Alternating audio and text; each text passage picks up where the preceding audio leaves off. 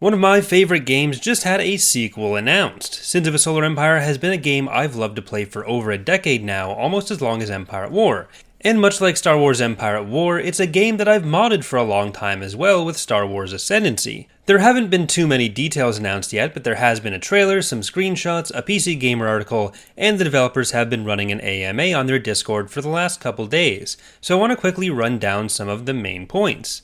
The core of the game will still be what players loved from the first one. It's a large-scale empire management game with real-time tactical combat spread throughout the galactic map or solar system map. So some good points of comparison are either Stellaris with much deeper tactical combat, or Empire at War / Total War without the ground battles, but where the galactic and space tactical level are played completely simultaneously in real time.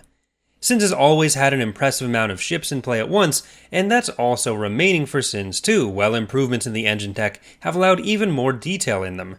Rather than simple weapon bank systems that were necessary to keep the game running before, individual turrets are now able to track and target, a major upgrade from the original, which is especially impressive considering the scale of the game. They've talked about deepening the empire management side as well, though we have fewer details on that right now. One thing which was announced in kind of that category as well as the tactical category is that planets and orbital bodies will move along in their orbits, leading to shifting phase lanes throughout the game. This makes the ability to time your strikes all the more important.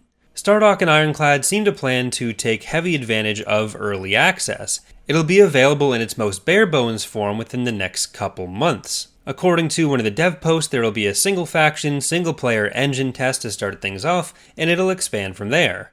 After I pre-ordered the game, its page in my Epic Games library said it will be available on October 27th, but how solid that date is, I'm not entirely sure, so take that with a grain of salt for now. At least while it's in early access, the game will also only be available on the Epic Game Store, but they've been pretty clear that soon after the final release, they want to be on as many other platforms as possible. Wanting to avoid being too tied to one platform was their main argument against making the Steam Workshop available for mods in the first game, so I would think that as soon as the game reaches its release date, spreading to other platforms like Steam would probably be a big priority.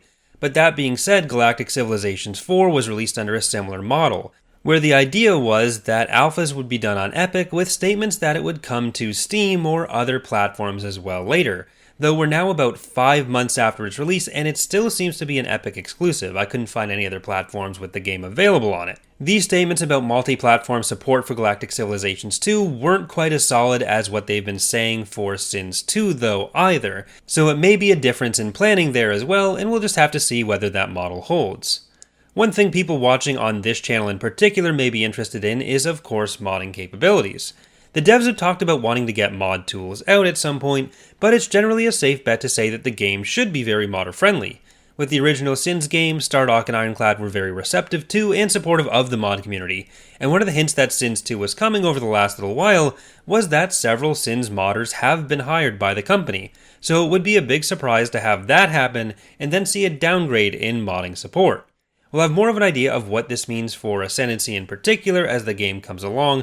Frankly, I wasn't expecting the announcement to come so close to the planned early access start, so that may impact some of our plans as well.